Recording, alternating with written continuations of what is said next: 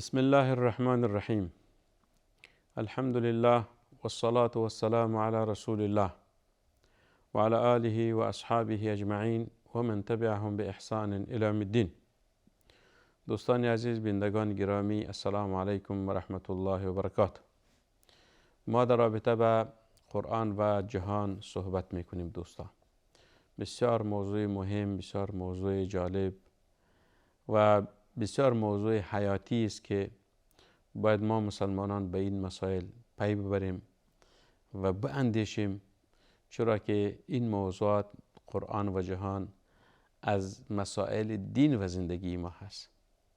دین به این معنا که این مسائل به دین ما تعلق دارد و زندگی به این معنا که ما در این جهان زندگی میکنیم. خداوند جهان را با دین ما ربط داده است. چرا؟ به خاطر از اینکه ما هم از خداوند هستیم و جهان هم از خداوند است و ما مخلوق خداوند هستیم و خداوند خالق ما هست. پس خداوند از ما خواسته است که ما چطور میتونیم ایمان خود قوی بسازیم و عقیده خود راسخ بسازیم. این است هدف نهایی ما از از می مسائل و موضوعات که خدمت شما عزیزان عرض میکنیم. امروز یکی از موضوعاتی که تعلق میگیرد به مسئله قرآن و جهان، آیه متبرکه است که در سوره الحجر خداوند متعال میفرماید. سوره الحجر آیه 14 و 15: اعوذ بالله من الشیطان الرجیم: ولو فتحنا عليهم بابا من السماء فظلوا فيه يعرجون لقالوا انما سكرت ابصارنا بل نحن قوم مسحورون.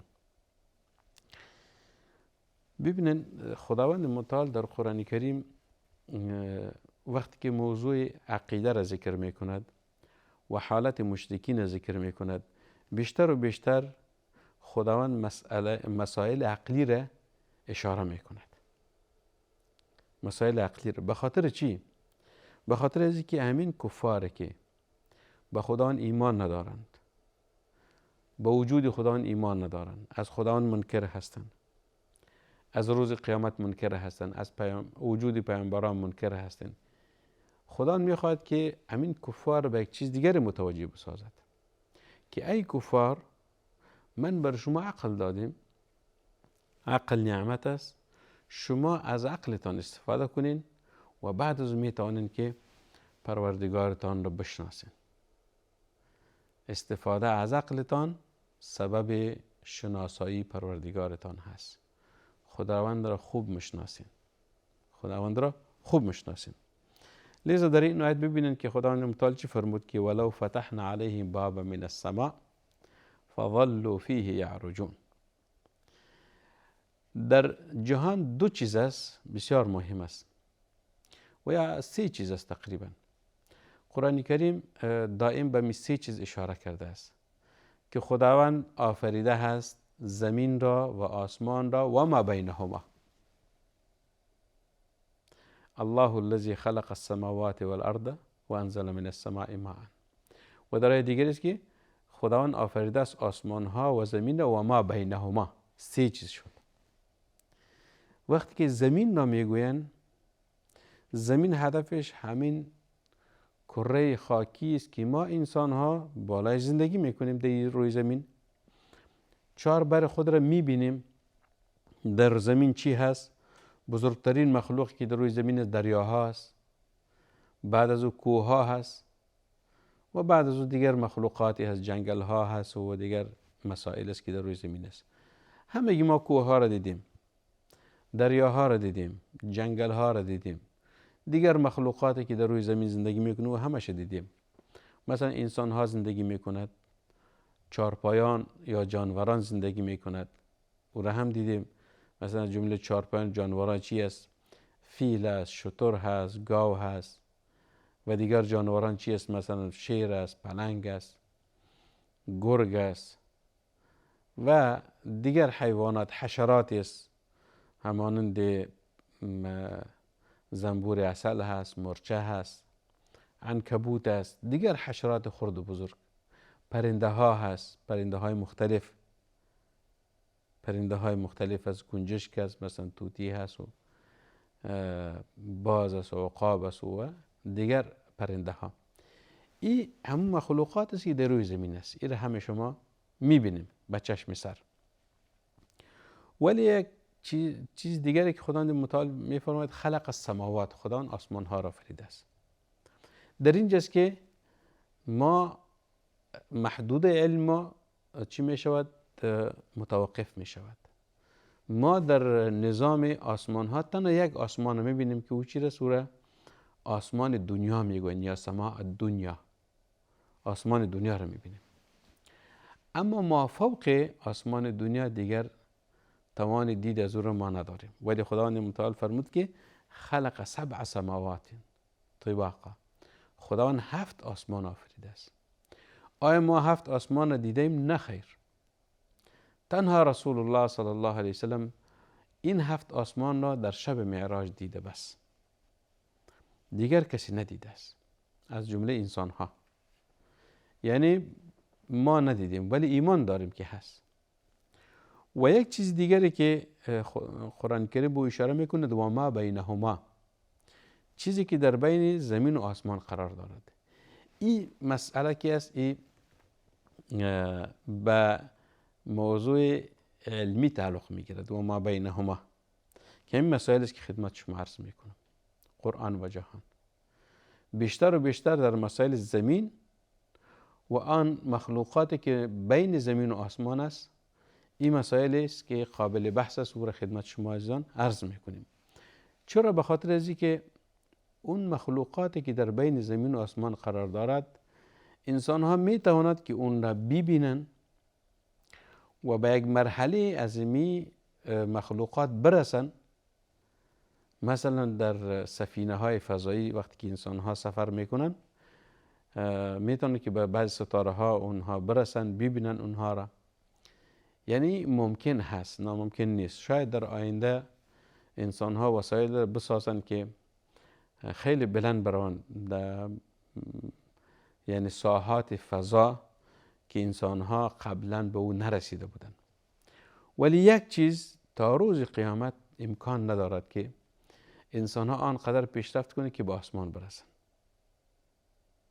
به آسمان کسی رسیده نمیتواند جز اراده خداوند. چرا؟ به خاطر از اینکه مسافه بین زمین و آسمان میلیون ها سال هست، میلیون ها سال. لذا خداوند متعال سفر پیامبر علیه السلام را که او سفر معراج بود و از جمله معجزات رسول خدا صلی الله علیه وسلم قرار میگیرد، او معجزه بود.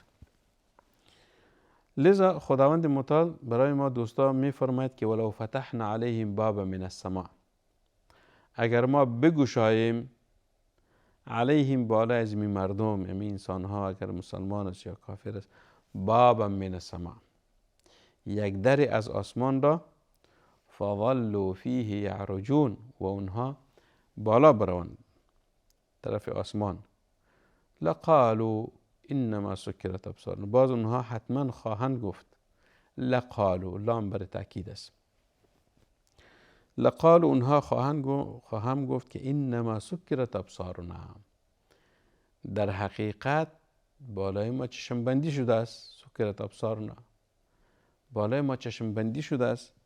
بل نحن قوم مسحورون، و بالای ما سحر شده است. سبحان الله. یعنی خدا میگوید که ما میتوانیم که انسانها را به یک مرحله برسانیم، در مرحله از فضا، در یک ساحه از فضا که در اونجا مخلوقات مختلفی هست. و یه موضوع را قبلا ما اشاره کردیم که فضا مملو از تاریکی هست. وقتی که اولین بار انسانها سفر فضایی را انجام دادن، میگویند که در وقت روز بود، وقت که این سفینه فضایی به طرف فضا پرتاب شد. انسانها بودن در این سفینه. وقتی که به یک ساحه رسیدن، دیدن که همه تاریکی هست. همین اشخاص گفتن که این چی گپ است؟ ما خود روز سفر کردیم، این تاریکی از کجا شد؟ لذا خداوند متعال در قرآن کریم به همین اشاره کرده است که اصلا جهان تاریک است، ولی نور یک چی عارضی هست، یک چیز عارضی هست. در چی؟ در جهان. خدا در رابطه با مشرکین میگوید که فضلوا فیه یعرجون. در این آیت چند مسئله است دوستان. اول است که خدا گفت ولو فتحنا علیهم بابا من السماء، یک در از آسمان بالاشون باز کنیم. در این آیت ثابت می شود که آسمان دارای درهای مستحکم و محکمی هست. در چی رو میگوید؟ در یعنی همون مکان ورودی به یک خانه یا به یک اتاق می باشد. این رو در میگوید. در یا دروازه. در یا دروازه دوش یکی است. و در زبان عربی او را باب میگوید. جمعش ابواب هست. درها. باب یک در میگوید، ابواب درها را میگوید. یک دروازه یا دروازه ها. پس در این آیت ثابت شد که آسمان دارای چیز درهای مستحکمی هست. وقتی که ما میخوایم به یک خانه وارد شویم، به یک خانه داخل شویم، از راه در داخل میشیم. از راه دیوار خود داخل نمیشیم، از راه در. این در برای چی هست؟ در به خاطر خروج و دخول هست. خارج شدن و داخل شدن. به خانه داخل میشی از راه در، از خانه بیرون میشی از راه در. این هدف از چیست؟ هدف از در هاست. حالا خداوند متعال چی میگوید؟ میگوید که آسمان هم دارای درهای مستحکم و قوی هست. پس آسمان مملو از درهای محکم و مستحکمی هست. قسمی که طبقه خارجی یا غلاف جوی کره زمین را پیچانده است. این طبقه غلاف جوی چی است؟ مملو از درهای هست. این مملو از درهای هست. لذا سفینه های فضایی وقتی که بخواد از غلاف جوی بیرون شود، باید مسیر دقیق و محدد را تعیین و اختیار کند تا بتوانند از جاذبه زمین خیش را رها نمایند و به سوی فضای خارجی داخل شوند و حرکت کنند. اگر چنین فرایند صورت نگیرد، شاید در فضا آتش گیرد و بسوزد. سبحان الله. همین سفینه های فضایی کی است؟ این وضعیتش به چه شکل است؟ یعنی در کدام حالت به طرف آسمان پرتاب می شود؟ علما می گویند که آسمان دارای درهای هست. وقتی که این سفینه های فضایی طرف آسمان حرکت می کند، در اونجا درهای معینی هست که از مو باید داخل شوند. در کجا؟ در فضای خارجی. بعضی می توانند که سفر خود ادامه بدهند.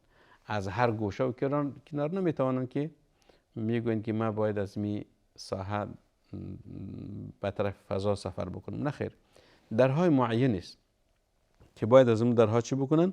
اونها سیر خود ادامه بدهند. دوم چیزی که علم ثابت ساخته است است که زمین یا کره زمین دارای جاذبه هست. وقتی که یک سفینه فضایی طرف آسمان حرکت می کند، این سفینه به نیروی انرژی که دارد میخواد از جاذبه زمین خود را خارج بکند و به طرف فضا چی بکند؟ حرکت بکند.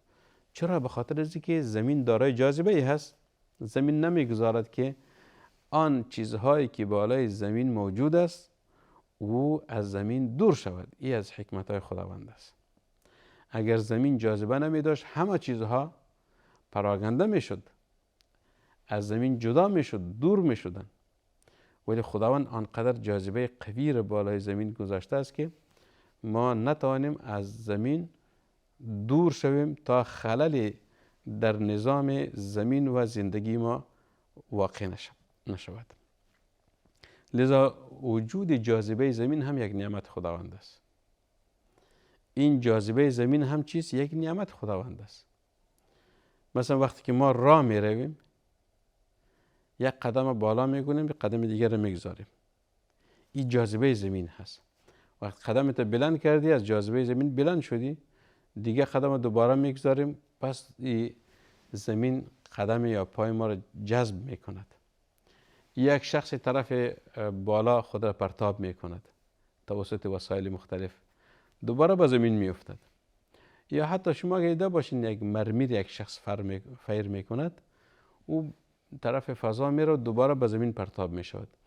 این پرتاب شدن چی هست؟ این جاذبه زمین هست. وقتی که سفینه های فضایی از زمین به طرف فضا حرکت می کند، اول از درهای معین حرکت می کند که داخل فضا شوند. دوم می خواهد که خود از جاذبه زمین رها بسازد. سوم از درهای معین اونها داخل فضا می شوند. از درهای معینه. ایتونه نمی شود که از هر طرف و از هر گوشه چی بکنن، اونها داخل فضا شوند. چرا میگه اگر این کار نشود، مثلا از درهای معین داخل فضا نشوند، شاید اونها بسوزن و در بگیرن. یک سنت الهی است. سنت الهی است. این خب موضوع سفر شد، سفر سفینه های فضایی. پس ما به این نتیجه رسیدیم که خداوند متعال می فرماید که ولو فتحنا علیه بابا من السماء، یک در از آسمان برایشان باز بکنیم و بگشاییم. این موضوع سفر زمینی به طرف فضا شد. موضوع دوم یا فرایند دوم چی است؟ عودت این سفینه های فضایی است که او به چه شکل صورت می گیرد. عودت این سفینه های فضایی، علما میگوین که سفینه های فضایی وقتی که دوباره به زمین عودت میکنن، باید مسیر عکسی عروج خیش را انتخاب بکنن. مسیر عکسی عروج خیش را انتخاب بکنن. چی مانا؟ از دری که تو به فضا رفتی دوباره برگشتن نمیتوانی. باید یک در دیگری باشد که تو به طرف زمین چی بکنی؟ حرکت بکنی و داخل شوی طرف زمین. یعنی در وقت برگشت باید از راه‌های معین و دریچه‌های طبقه خارجی یا غلاف جوی داخل گردد و الا در فضای خارجی باقی خواهند ماند و آتش خواهند گرفت. سبحان الله. یعنی اگر از امو درهای معین دوباره به زمین عودت نکند، این سفینه های فضایی شاید در بگیرد و بسوزد.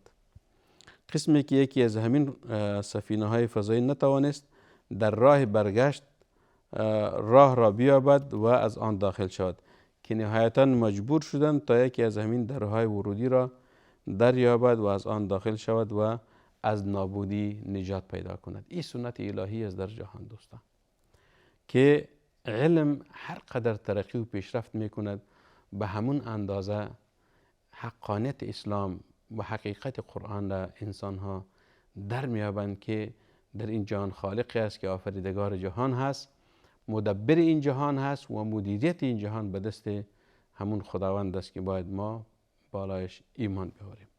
و صلی الله و سلم و بارک علی سیدنا و نبینا محمد صلی الله علیه و سلم.